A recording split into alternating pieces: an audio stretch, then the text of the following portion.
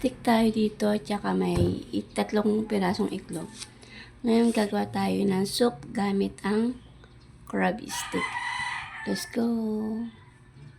Ngayon magpapakulo tayo ng tubig sa kaserola.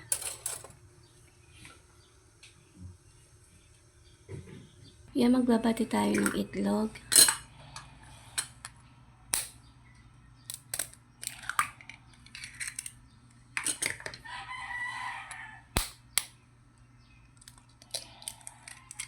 Yan. Oh, laglag. 3 itlog ang binati natin. Then, i-mix lang natin.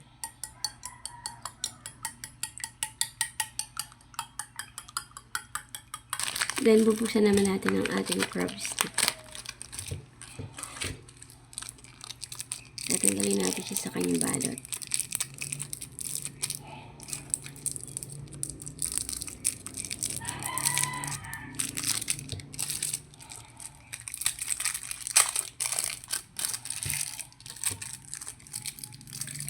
Yan, ihimay-himay lang natin.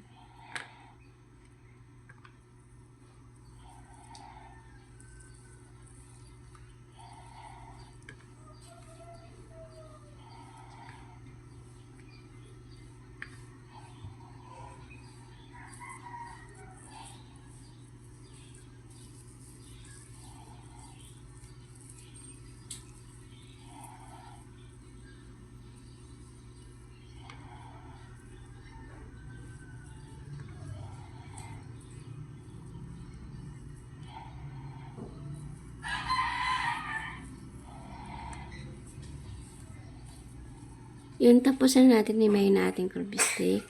Ngayon naman tayo ng tubig. Titingnan natin kung nakulo na yung ating tubig. Nakulo na yung ating tubig. Then ilalagay na natin yung ating hinimay na crab. Nakulo na yung ating tubig. Ngayon ilalagay naman natin ang ating binating itlog.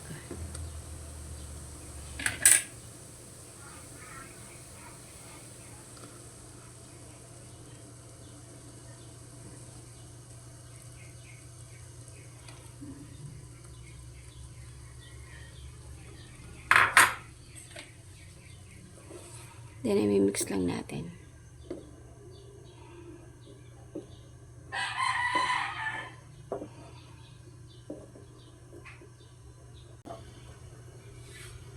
Nilalagyan din natin siya ng konting asin.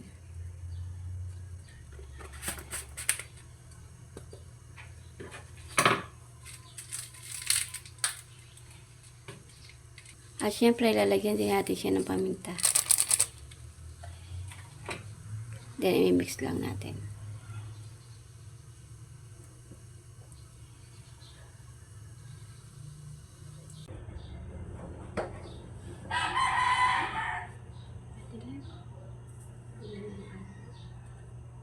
Nilalagyan din natin siya ng konti ng white cream.